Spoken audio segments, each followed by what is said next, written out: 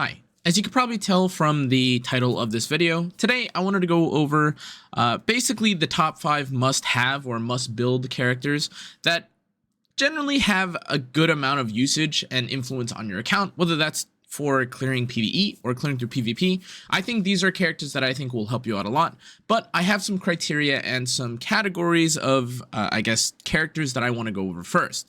The first is that I have 4 specific variations or categories for this top 5 must build heroes list, generally aimed at different places or different parts of the game that you may be able to use more effectively. Now, what I mean by this is that the first category that you're seeing here is the top 5 must build heroes for general use. Now, this means you can use them in PvE, this means you can use them in PvP, this means you could use them in almost all sorts of content in some way, shape, or form to great effect, depending on their influence and how versatile they are.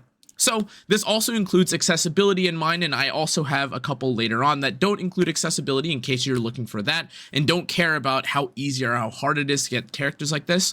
But the first 5 that I have here are Brieg, who is an absolutely insane tank, not just for things like Labyrinth, but also insane for Wyvern, can be used even if you're really starting off for things like Guild War or even Arena, and of course he has plenty of uses in Nightmare Lab or in Hell Raid, whatever you want to use him for. He's pretty good at it specifically. Now, moving on from Brieg, we have Tamarin, who, if you don't have Tamarin at this point, maybe I need another video for you, but specifically for Tamarin, she's the GOAT. She is an insane cleanser, an insane healer, and even despite being made in the early ages or the early stages of epicseven, she's still amazing for every reason that she was amazing for at the beginning. She's a cleanser, she's an attack increaser, she heals, she combat readiness pushes, and for specific Labyrinth raid or for specific raid content, she's one of the only characters that really has a decent cleanse in the way that you want it to be used, specifically against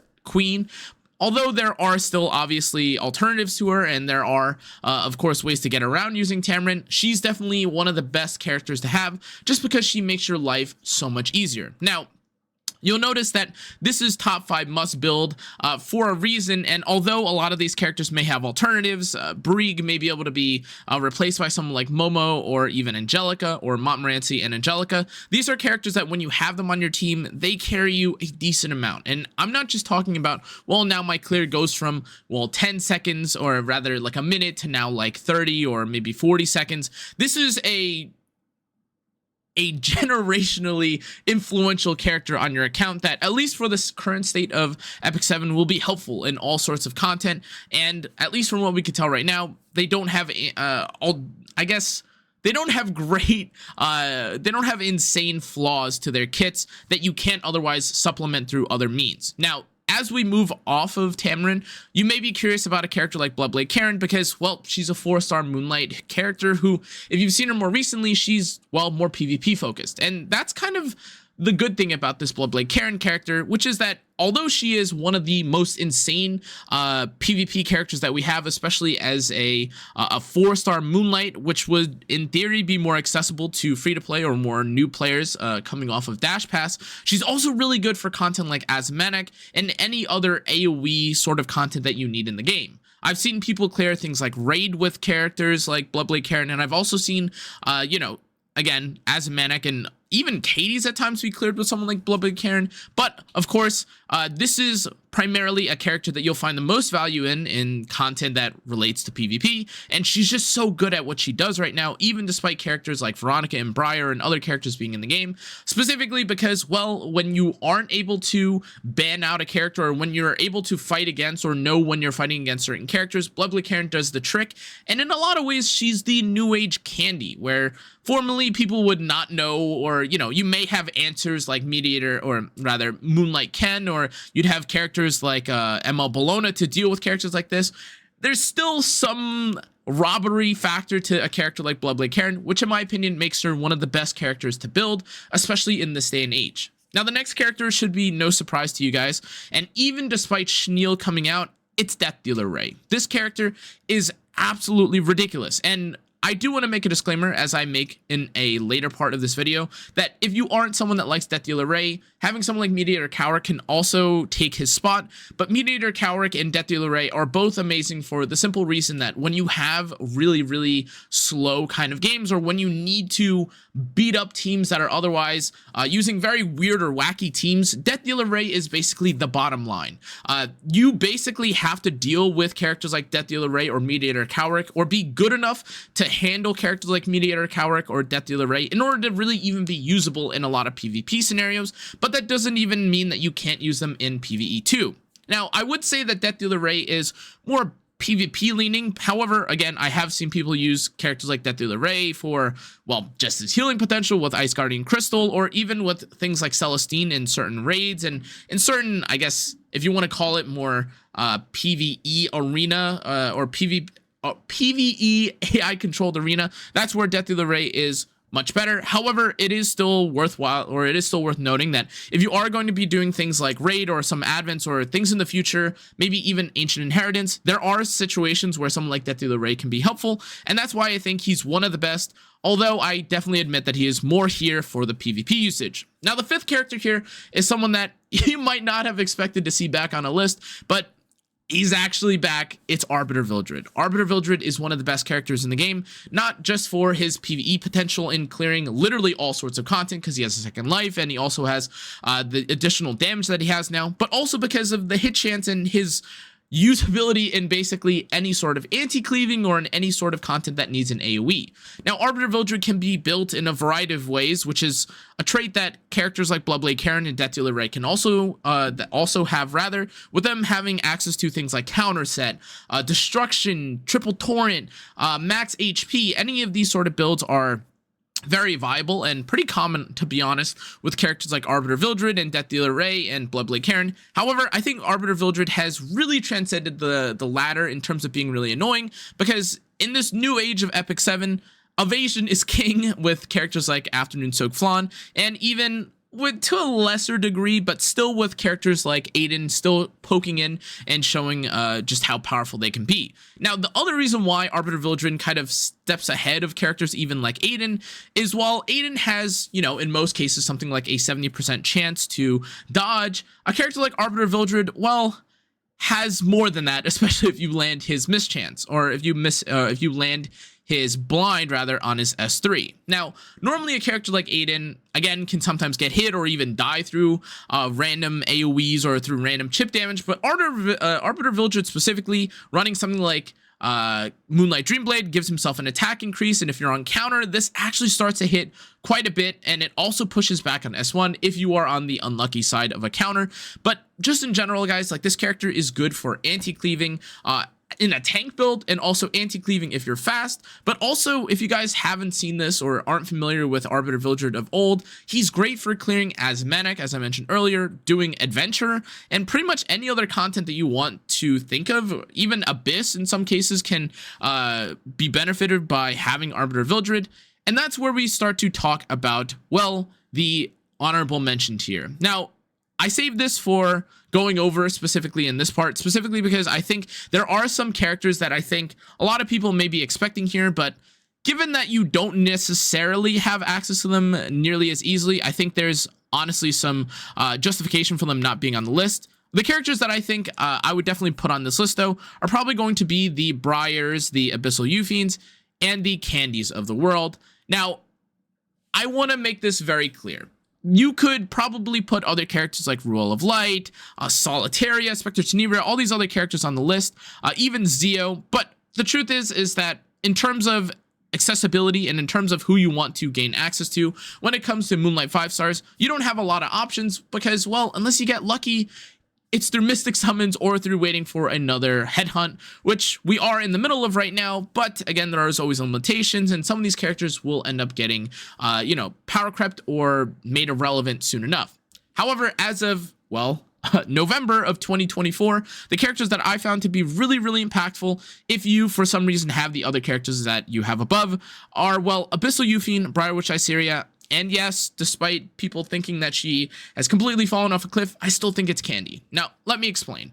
if you're looking at a lot of the characters on the top here, even if you don't have the other combos to make these characters really good, they're still pretty usable as a standalone character. If you have a Bloodblade Karen on your team alongside, I don't know, something like Laia and some other nonsense, it doesn't really matter because at the end of the day, Bloodblade Karen can, well, just press S3 or counter into infinity and carry a team. The same can be said for Death Dealer Ray and Arbiter Vildred, who don't really need combo or synergistic units in some cases to really steal a win, especially when you're starting out and when you're early on in the game.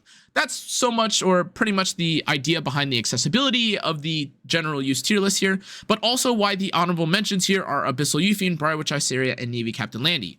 Abyssal Youthfiend should really need no introduction either, but Abyssal Youthfiend is a steal unit to the maximum. She can steal away games if you're on Elbrus. She can revive and kind of ruin everyone's day with one unfortunate extra dual attack on her if you have her on something like Holy Sack.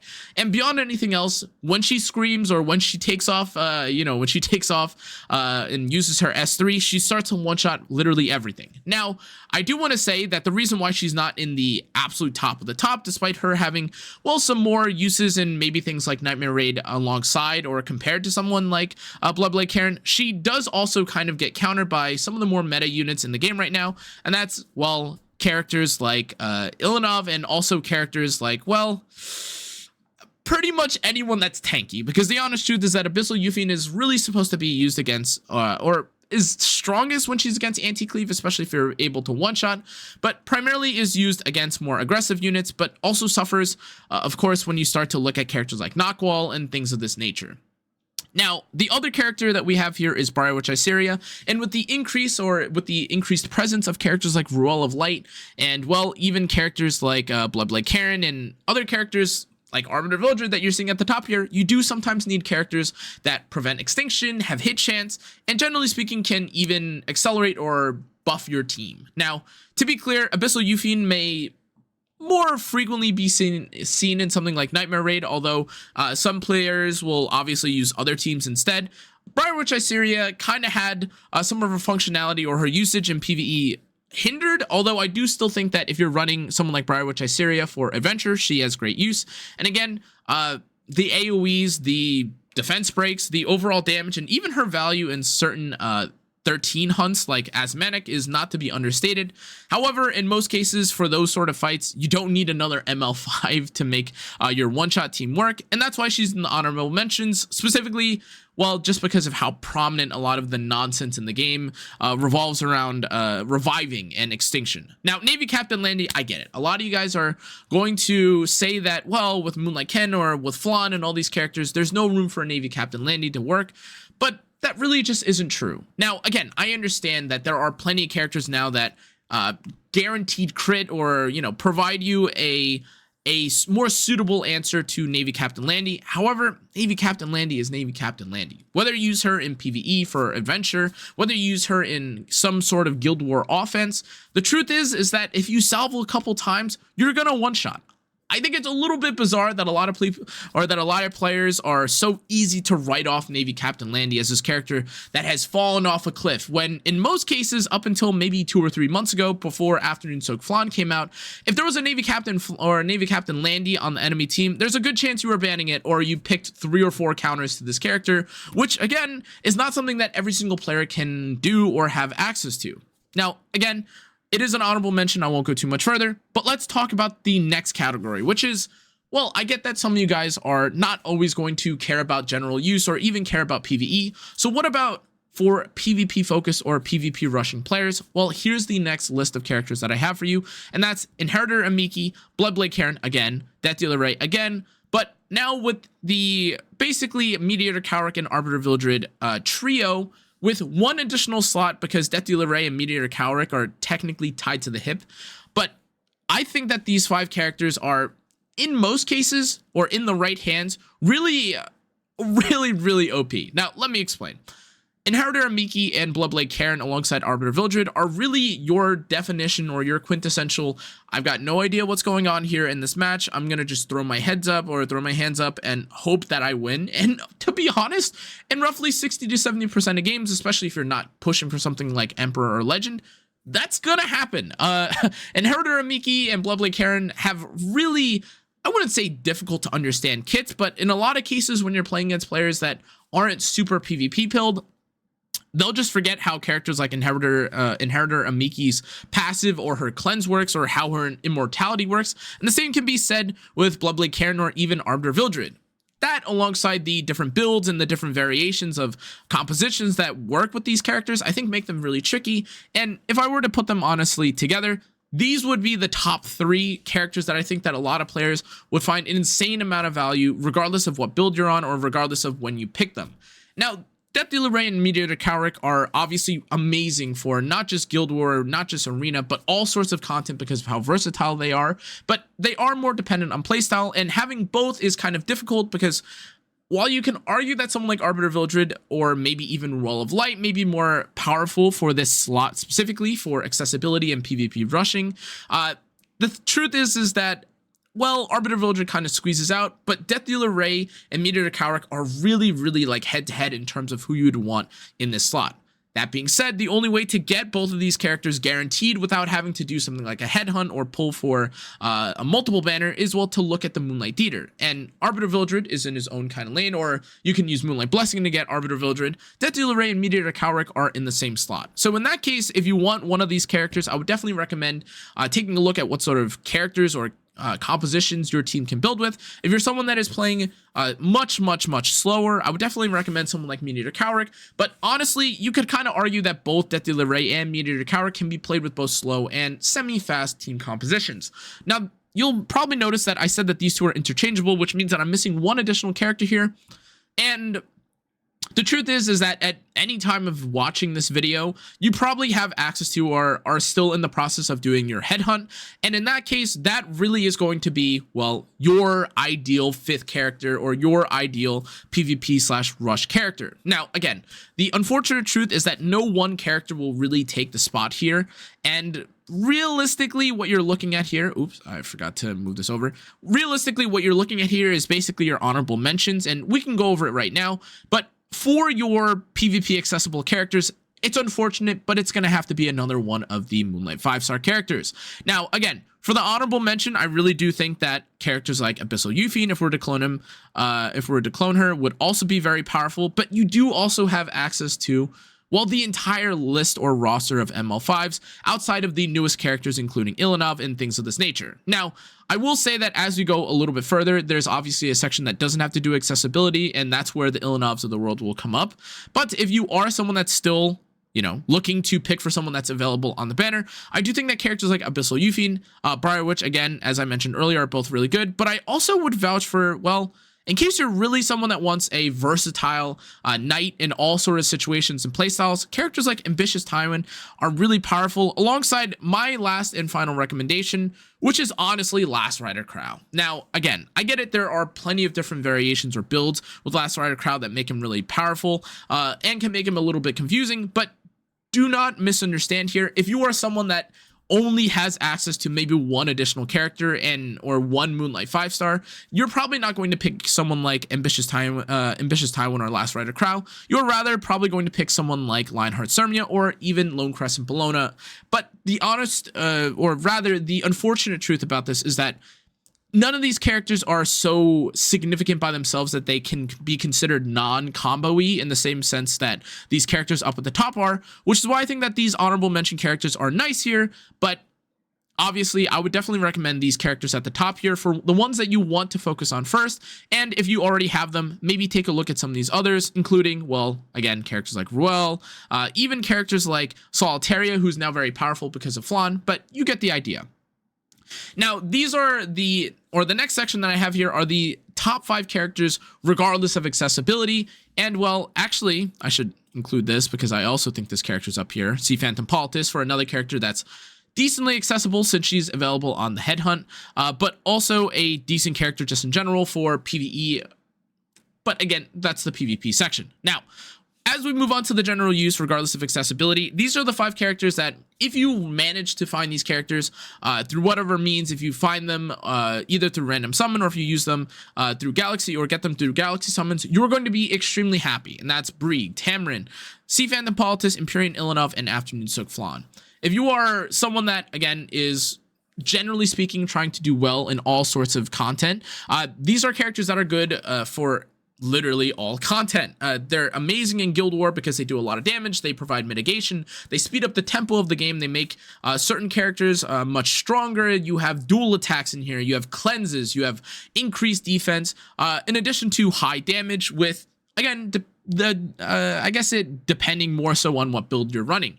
Now, again, Brig here and Tamarin are always going to top the charts just because they are the GOATs of PvE, and there's really no getting around this. They're at the top of the top for a reason, but do keep in mind that for both the accessibility and the non-accessibility section here, Brig is only accessible after you clear out Adventurer's Path, or the majority of Adventurer's Path, and gain access to the first, like, Hero's Path, which may be something that deters you from waiting to get someone like Brig, but he is still the GOAT. Now, that aside, we need to talk about Sea Phantom Politis because she's a new face alongside the other two characters. Well, I guess Empyrean Ilanov and not so much Flan. But what's going on with Sea Phantom Politis? Sea Phantom Politis is amazing for a number of reasons, but as I mentioned earlier, having a character who's very self-sufficient, has insane influence, and also buffs the team is not to be understated or underrated because, well, Sea Phantom Politis does it all at the same time. When she presses her S3, she gives rage to her team, she puts herself into stealth with her S2 passive, she pushes back the enemy team, and, like, let's be honest, guys, when you're fighting against a slow team with rage, it feels like you're literally lapping the enemy team like 4 or 5 times before they can take a turn, and that's kind of the best part about Sea Phantom Politis. Now, this isn't to say that she, of course, isn't also good in PvE, because even if you run her in things like Raid, or even if you run her in Adventure, or hell, even something like Auto Tower, she's one of the best she's one of the best picks for you specifically because she makes everything go faster. If I were to just hop over actually to my, it's actually in the middle of the night, so I can't show this off. There's like 100 things showing up right now. I wanted to go over to my Auto Tower to show just how serious I am. Even for Auto Automaton Tower, which is something that I know a lot of people don't really care about, and clearing it fast isn't like a priority for a lot of players. But for me, I like to rush through my content sometimes and get all the rewards. And this is actually the team that I run specifically because, well, Sea Phantom Politis gives everyone a buff. It enables my Janua. It gives everyone additional, additional damage, or I guess it gives me additional damage with dual attacking, and certain effects in Auto Tower make this really easy. But even if this isn't the case for you, Sea Phantom Politis is just so good for her potential in all sorts of content. She reduces, the stacks of certain fighting spirit, I believe, or I think it's fighting spirit, or I think it's both fighting spirit and focus characters, which obviously makes her even more powerful of a character. But if you're someone that's starting out and you really, or rather, if you're someone that has this character, not starting out, if you're someone that has this character, your life will be infinitely easier and way better. The next character along that same sort of thinking is Empyrean Ilanov. Now, Empyrean Ilanov has been basically the de facto go-to cleanser knight with basically no alternative that can do nearly as much as she can while also putting out the same value. Now, of course, you could use someone like maybe Arrowell, you could use someone like Adventurer Roz in certain PvE or even certain PvP scenarios if you're really desperate, but Empyrean Ilanov prevents or reduces penetration, she cleanses, she gets pushed up, she takes infinite turns. If you're pairing her with the next character we're going to talk about, Flan, it's a free extra hit, she injures, she can be used on protection set, her build is ambiguous. If you run her on something like Rise of a Monarch, you're giving yourself constant shielding. It's one of the most frustrating characters, honestly, to fight against, and it's part of the reason why even cleavers nowadays are sometimes having to pick her early so that you can even run a cleave setup or a more aggressive setup into her. But she is absolutely amazing, and I'm sure a lot of you guys know that. But the final character, again, regardless of accessibility, and despite her banner already being gone, but still being a character that you should build, is going to be Afternoon Soak Flan. Now, again, I've said it once, I've said it 100 times. There is nothing more OP, honestly, than having a character that can't die while also having infinite damage. And no, I'm not talking about someone like Bloodblade Karen or Amiki or Arbiter Vildred. I'm talking about the new best evasion character in the game. That's Afternoon Soak Flan. Her S1 damage, her S3 utility, the fact that you can't hit her being on something like Bloodstone makes your team invincible. All these different factors really contribute her to being one of the best characters in the game right now. Most people, I would probably say, build their team compositions around someone like Afternoon Soak Flan, and there's really no alternative, despite there being someone named Remnant Violet right above me. Now, Remnant Violet, again, doesn't really have great or amazing utility the same way that Afternoon Soak Flan has either, because Afternoon Soak Flan has defense breaks, also has a stun on S1, which if you pair with someone like Harsetti can make things go really crazy. But even in something like, I don't know, something like Advent, or even in certain fights where you have to bait out high attack. In the most recent Advent, I was actually using Afternoon Soak Flan for that specific reason, but I do understand that if you're going to use something like Afternoon Soak Flan, you could obviously replace her with other 3-stars that aren't limited, especially in things like Abyss. However, I still think that it's worth mentioning that she does a lot of damage, and of course, it's really hard to kill her. Now, there are certain encounters or certain fights in the game that, or bosses, I should say, PvE bosses, that ignore or neglect to care for the evasion of certain characters like that. And in that case, someone like Afternoon Soak Flan may lose value, but for her value in basically adventure or any other content, I think she's one of the best characters in the game to build right now. Now, for honorable mentions, I have to honestly give it now to a character like Ruel, who I've kind of gone over and not really looked at as much, but also, where is she? Apologies. I don't know why my list reset for some reason, as I scroll down. Okay. I was going to include, some other really powerful characters here, obviously, for just how versatile they are in PvE and in PvP. And with that, I'd actually like to include, well, still Laia and Destina. Now, I get it. Characters like Laia and Destina are never going to do nearly as much as some of the other characters that I'm talking about at the top. But in terms of their usability for things like Raid, in terms of their usability for Abyss, these characters are so powerful because of the way that their passives work and how debuff heavy some of the fights can be, especially early on. Now, I know Laia is a character that, you know, maybe some players don't have access to right now because she's limited, but between Ruel, Laia, and Destina, they all share one very important trait, which is being the backbone of certain supportive compositions, or being the backbone support, rather, of a lot of compositions where you want to be able to cleanse off your hyper carry DPS or your evasion DPS. If someone like Afternoon Soak Flan gets stunned, or, receives some random Abyssal Crown from someone like Harsetti, someone like Ruel has the ability to cleanse, someone like Laia can S2, and the most important thing I'd actually say about these characters is that a lot of these characters also, well, have downtime, which might sound bad, but especially for someone like Afternoon Soak Flan, you can use this to S1 and kill basically anyone you want. Now, you might think that I'm harping a lot on Afternoon Soak Flan, and you're absolutely right, but that's because she has something like a 60% presence right now in RTA and even in Arena/Guild War, which makes her, well, one of the most important characters to build around. However, I still want to say that even against your generic typical compositions, characters like Laia, Destina, and Ruel still have great or amazing places, even when you don't have to deal with someone like, or aren't fighting against someone like Flan, specifically because of how much utility they provide to the team. Now, a specific disclaimer against these characters is that some of the characters that I mentioned earlier, like Briarwitch Assyria, Ilanov for Laia, and in some cases, even the out-tempoing of other characters like, Knockwall, amongst others, can actually put a damper on how powerful these characters are, which is why I do think that they're in the honorable mention section.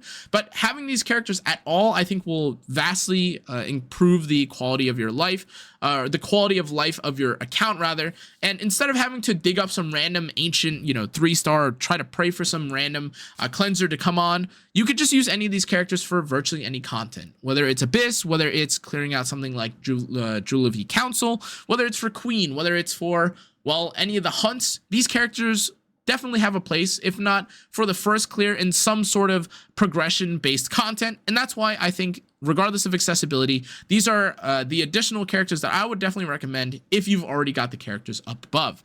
Now, I spoiled it a little bit, sorry for scrolling down, but we finally have the PvP focused, regardless of accessibility, top 5 characters to build. And to nobody's surprise, well, take a look at what we have here. We've got ML Politis, we've got Ilanov, but this time we've got 2 new faces alongside Afternoon Soak Flan, and that's New Moon Luna and Harsetti. The honest truth about these characters is that someone like, I don't know, or any character or any player rather that has a decent amount of speed or has a decent amount of gear will probably breeze through all of Masters, all through Challenger, and probably rest pretty easily in somewhere in Champion, maybe even Emperor, if you have, well, at least these 5 characters alongside all of the other free characters that were given, including characters like, Amiki and Aiden and things like this. And it's not for some unknown reason. It's very clear why these characters are so good. They synergize with the most meta characters in the game. C. Phantom Politis works perfectly with characters like A. Tywin and even Janua. Someone like Empyrean Ilanov can be paired alongside Death Dealer Ray, the slower tank compositions in the game like LRK, even something like A. Tywin if you really want to. And if we move down to the more speed-focused or more aggressive options here, we still have New Moon Luna, who is absolutely bonkers because she removes pretty much everyone's S2 passive, and she also, well, through Seal, and she also unbuffables while also giving you access to, well, a really fast character that can also one-shot anyone on S2 if they're too squishy. Now, I'm looking at you, Sid, specifically, but all of this is kind of I would say moot in the face of arguably one of the best ML5s in the game right now, who is Harsetti. Now, I get it. There are ways to deal with Harsetti, and some players think that Harsetti is not that big an issue. And then I'd like you to take a look at the presence of Harsetti in both Arena, Guild War, and RTA, both not just in terms of play rate, but in terms of ban rate, simply because of how annoying and frustrating it is to play and fight against this character. Now, I do want to say that before I get into Harsetti, Afternoon Soak Flan, for all the reasons I described above, is a menace in having a 100% evasion chance and having all the the powerful S1s that do insane amounts of damage while also giving you access to a push and a defense break. But one of the reasons why this Afternoon Soak Flan character is so powerful is Harsetti. Now, if you aren't again familiar with Harsetti, with what Harsetti does, she's basically the GOAT of speed, and it's for good reason. She tunes everyone's speed to 90 or at a maximum of 90% of her own speed, and even if you're running her in the slow variation or slow build, this basically means that everyone has to bow while she stuns you, unbuffables you, puts some sort of disease ligma on you or debuff on you, which is really, really annoying. But none of this makes none of this is nearly as annoying until you start pairing some of the most broken characters together, and that's where a lot of the Arena, Guild War, and even RTA team compositions are starting to make a lot of the player base rattle and be frustrated. If you haven't fought against something like Empyrean Ilanov, Harsetti, and Afternoon Soak Flan in any sort of content, regardless if it's Arena, Guild War, or RTA, I highly suggest you take a look at what that team composition does, because it's 2 basic attackers that also stun you, that also cleanse, that also get free CR push, that also one-shot you, that also combat readiness push, while also not taking any damage, because one has defense pen built in and has insane base stats equivalent to someone like Fallen Cecilia. Another character equalizes the stats of everyone in the game, and you're not sure if your team is going to be 100 base speed or if you're going to get outsped by a 315 Harsetti. And the other character has 100% evasion, unless if you take someone like Solitaria, and this is obviously a big annoyance for a lot of players, but if you're someone that wants to get into PvP, these are your 5 goats of the game.